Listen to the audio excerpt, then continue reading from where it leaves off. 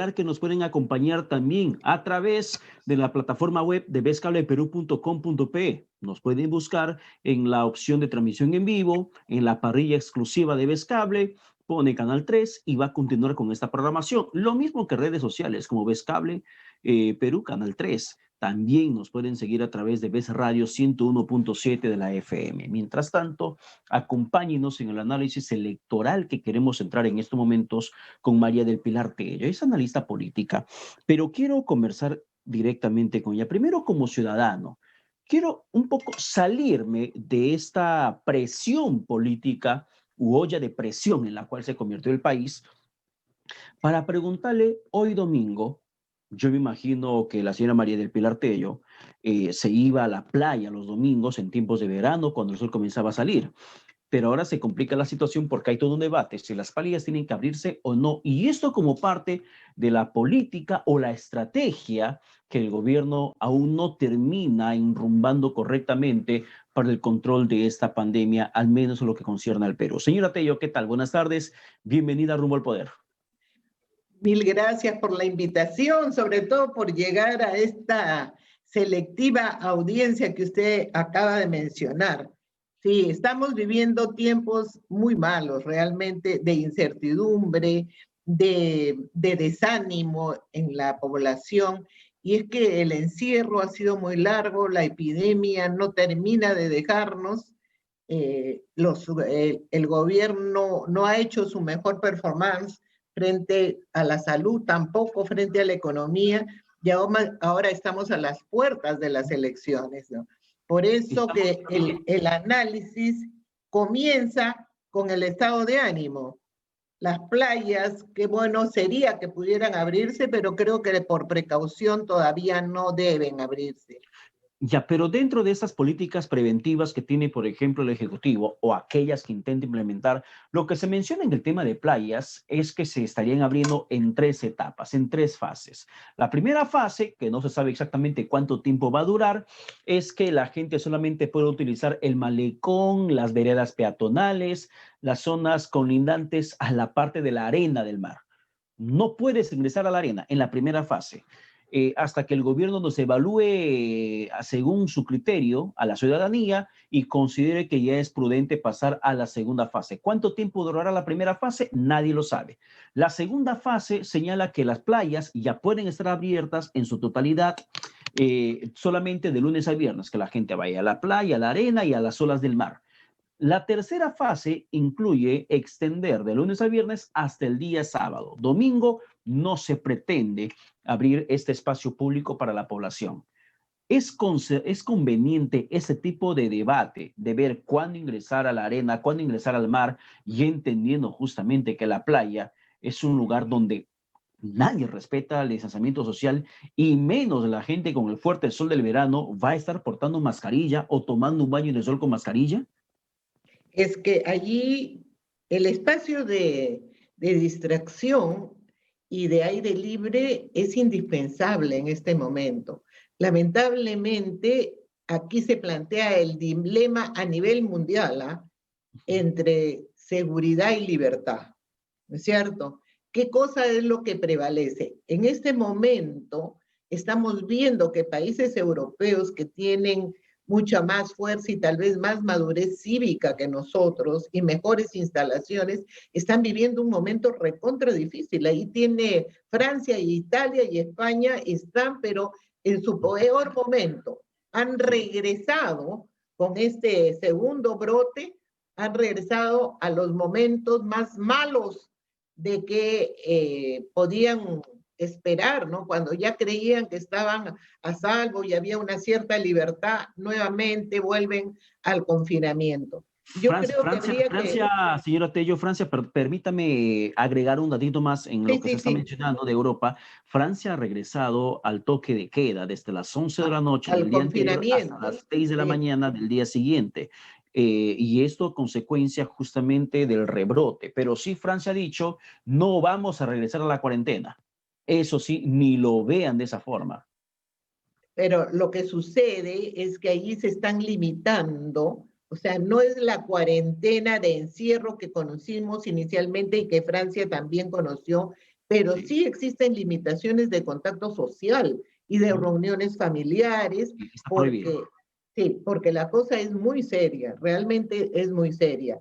Y este brote, ustedes saben que mi esposo es médico y estoy informada de todos los afanes que hay en el Ministerio de Salud para poder enfrentar con éxito, ya que no lo han tenido en la primera, bueno, en la embestida que todavía no concluimos, ¿no es cierto? Ya. No lo han tenido y Le ojalá pregunto, pudieran. ¿usted cree que hay una real estrategia, por ejemplo, para controlar la pandemia? Porque si nos ponemos en el contexto del uso de playas, leí una información en el caso de Filipinas. Ahí, por ejemplo, han abierto las playas solamente para el turismo interno y que el turista previamente se haya registrado en un hotel con una prueba PCR. El turista, para que pueda, en Filipinas, para que pueda acceder a una playa, primero que tiene que tener su prueba molecular de 48 horas de anticipación. Con eso registrarse en el hotel y bajo ese criterio recién le permiten el acceso a la playa. Eso es lo que ha hecho Filipinas. Pero aquí en Está el Perú, usted muy bien informado. Le felicito porque para debatir estos temas con estos detalles y sobre todo con la sensibilidad que ahora tenemos en la población por los encierros y las limitaciones, hay que conocer. Y felizmente usted está dando datos muy interesantes, pero estamos lejos de la situación de Filipinas, ¿no es cierto? Estamos lejos. Estamos ahora todavía con una meseta que no ha bajado. O sea, la disminución que existe de los fallecidos y los contagiados corresponde, según los expertos, a la disminución que se ha hecho de pruebas, ¿no es cierto? Pero la de fallecidos no es tan significativa como para decir que realmente estamos estamos en controlando. una, ¿no es cierto? Incluso yo sí censuro de ese optimismo que muestra el presidente Vizcarra cuando dice ya estamos en un franco descenso. No lo creo, los números tampoco lo aseveran así y por lo tanto sí se justifica que haya medidas más fuertes. Lamentablemente hay que pedirle a la población que tenga un poquito más de paciencia y bueno, el tema es la salud mental, el confinamiento y todos los malos efectos que está causando en la Hay gente. varios, hay varios factores, pero en esa línea, en el contexto político, ¿qué tipo de personas pueden o deberían estar postulando en estos momentos? ¿Quién puede ser presidente el próximo 28 de julio de 2021 y quiénes tendrían que ser congresistas? ¿Cuál es el perfil político que los peruanos tendríamos que ver? Yo estoy preocupada, en primer lugar, por las garantías y la transparencia del proceso, porque lamentablemente el contexto de acusaciones de corrupción contra el presidente que se van precisando y delimitando no ayuda a la confianza. Y debemos saber que hay muchos procesos electorales en el mundo y también en América Latina que se han suspendido por diversas razones. Hace poco tuvimos una encuesta de Ipsos que decía que que el 40% de los pobladores no iba a ir a votar, no estaba decidido a ir a votar.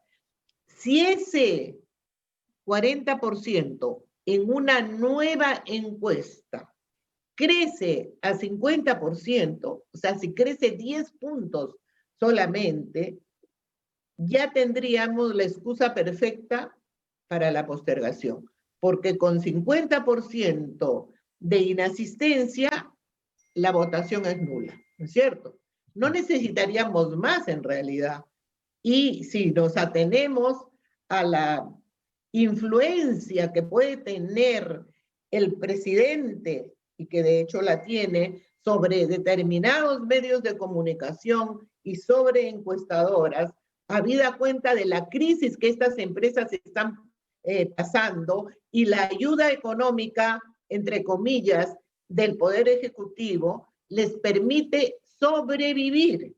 Y en una lucha a muerte, ¿no es cierto?, por la supervivencia, allí no podemos confiarnos mucho de la información que salga. Sin embargo, Lamentablemente, sin- estamos en esa situación de poder esperar que elecciones convocadas no tienen por qué ser elecciones realizadas.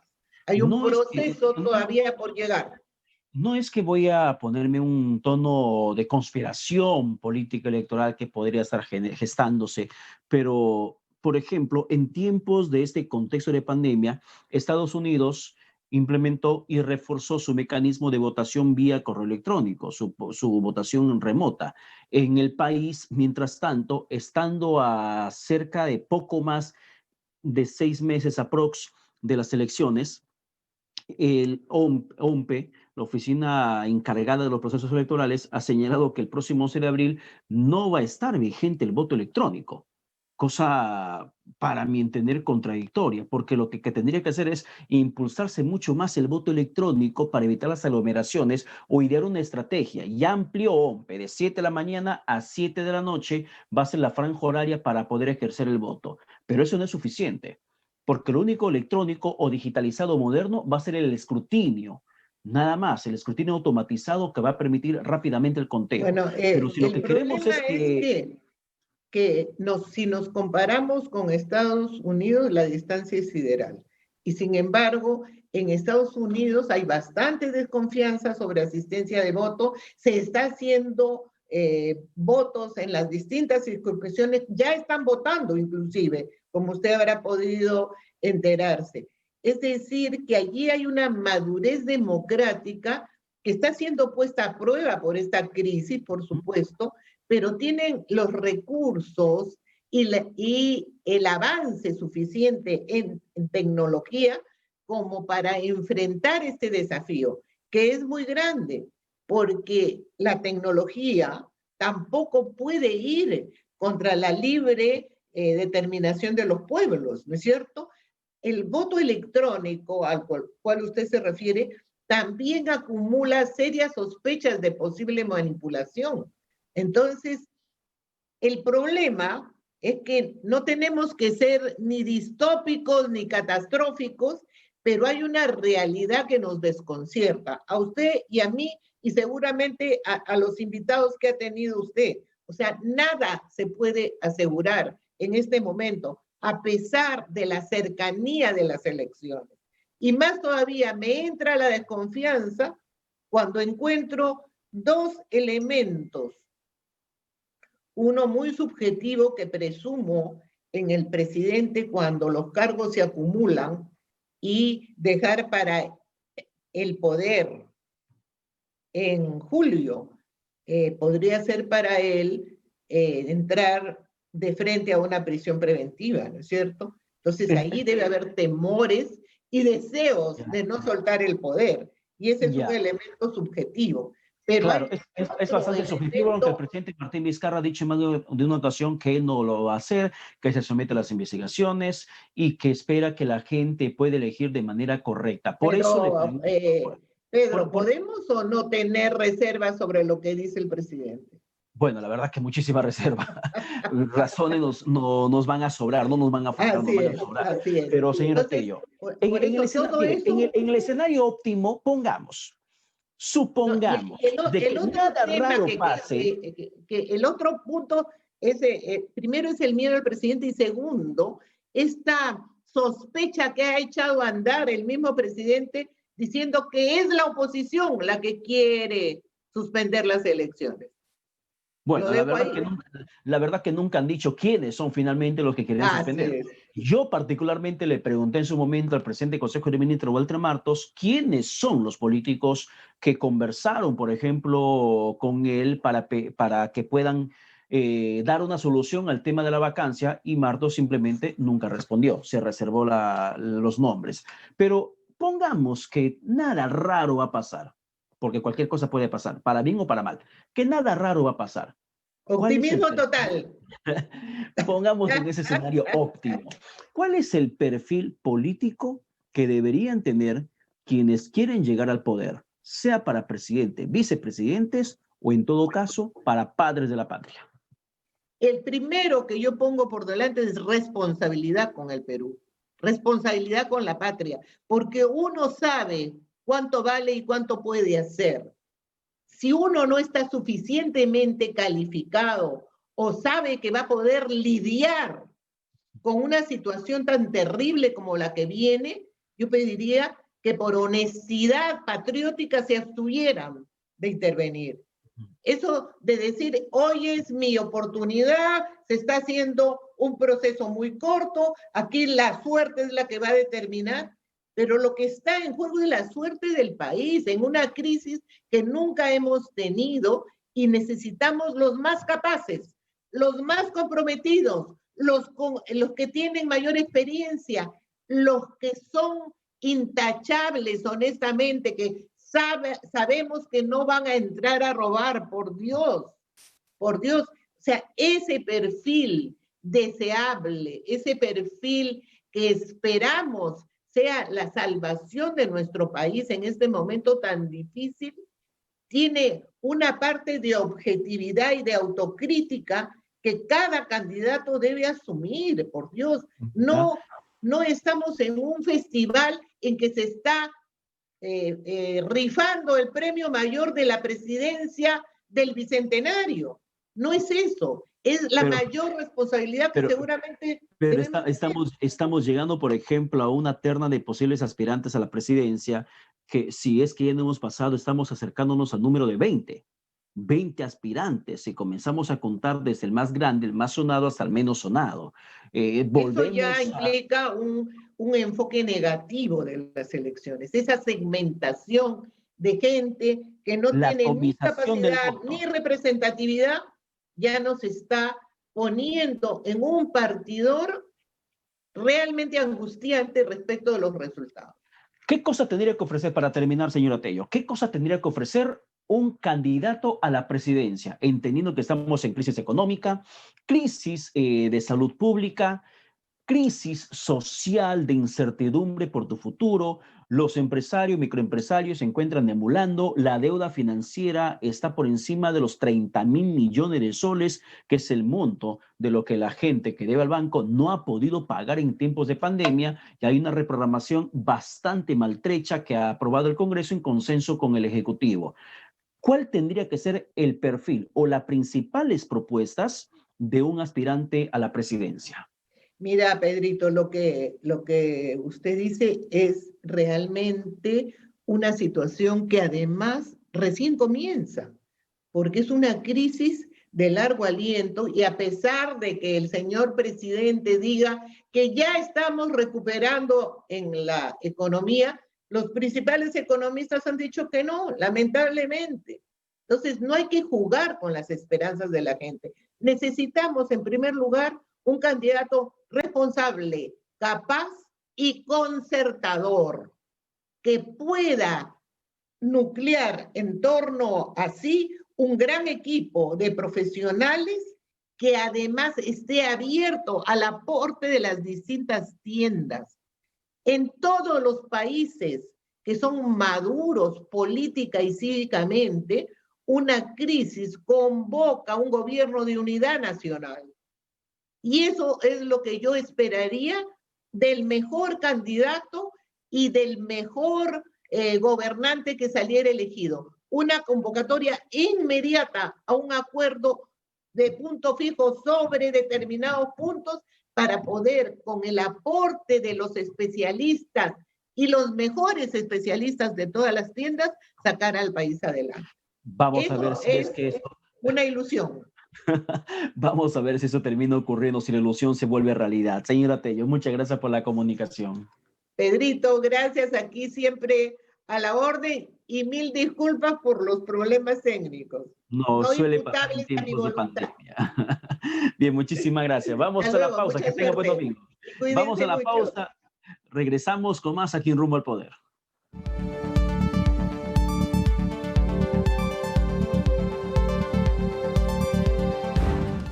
Y todos los domingos de 10 a